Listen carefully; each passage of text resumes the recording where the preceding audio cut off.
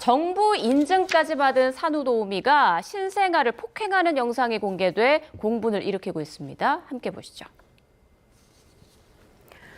네, 갓난아기를 안고 있는 여성이 아기의 머리를 반복해서 마구 밀칩니다. 그러면서 울지 마, 이렇게 울면 안 돼요 라고 말합니다. 자, 이번에는요, 아기의 뺨 쪽을 탁탁 치는가 하면 등을 토닥이다가 뒤통수를 툭 하고 때리고요.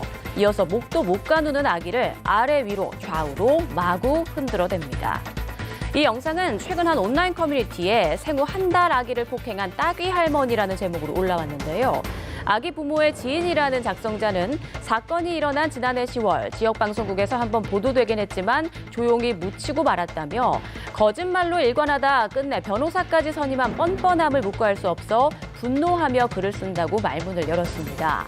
작성자의 말에 따르면 해당 산후도우미는 10년 넘는 경력에 유치원 교사까지 했던 60대 여성이었으며 정보 인증도 받았다고 명함을 내밀었다는데요. 이후 부모가 폭행 사실을 인지한 뒤 경찰 조사가 진행되자 해당 여성은 계속 부인하다가 CCTV 영상을 제시하자 경상도 사람이어서 표현이 거칠어 보였을 뿐이라는 취지의 해명을 했다고 말했습니다. 자, 영상을 볼수록 정말 화가 나는데요. 이게 언제 어디에서 있었던 일이죠? 네, 이 사건 같은 경우는 사실은 그 산후도우미가 아이를 돌보는 과정에서 이렇게 CCTV가 녹화되는 걸 알면서도 학대했기 때문에 더 공분이 있었던 사건으로 보이고요. 예. 일단 이 산후도우미는 아기를 때린 적이 없다라고 부인하는 취지를 이야기했지만 CCTV를 보고 나서야 이것을 이제 인정하는데 이것도 학대의 고의를 인정하는 것은 아니고 내가 좀 성격이 거칠어서 표현이 거칠어서라는 표현을 한 것으로 알려지고 있습니다.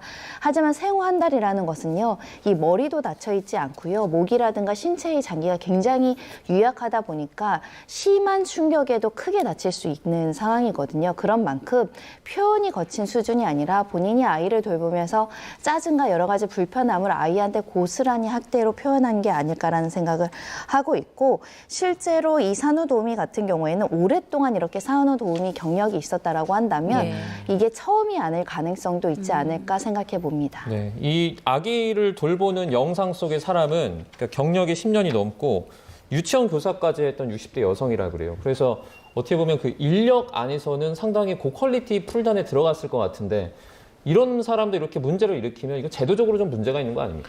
좀 보완이 필요하지 않나라는 생각이 듭니다. 특히나 이제 이런 어린 아이를 두고 있는 가정 같은 경우에는 직접 돌볼 수 없다라고 한다면, 그리고 또 가족에게 맡길 수 없다라고 한다면 이 육아나 양육을 어떻게 맡겨야 될지, 누구에게 부탁을 해야 될지 상당히 큰 고민을 할 수밖에 없을 것 같습니다. 그 사람의 과거라든가 혹은 전력 등에 대해서는 기본적으로 알 수가 없는 상황이다 보니까 특히 이렇게 정부가 인정을 했다라고 한다면 그래도 신뢰를 하고 맡길 수밖에 없는 그런 시스템을 텐데, 결과적으로는 그런 인증이 있었다 하더라도 이런 식의 아동학대 사건이 발생했기 때문에 분명히 이제 인증제도 이후에도 조금 더 강화된 그런 교육 시스템이라든가 혹은 조금 더 체계적이고 세밀한 관리 시스템이 필요하지 않나. 그래서 이런 아동 같은 경우에는 증언도 할 수가 없는 그런 사건이다 보니까 특히나 정부의 관리가 더욱 필요한 사안이 아닐까 이런 생각이 듭니다. 네, 지금 보신 이 영상이 아주 중요한 증거가 될 것 같은데 법적 쟁점은 뭐가 될까요? 이 영상만 있는지 다른 영상도 있는지 종합적으로 분석을 해야 될 것 같습니다. 아동학대로 인정하기 위해선 행위의 반복성과 계속성이 있는지가 굉장히 중요할 것 같고요.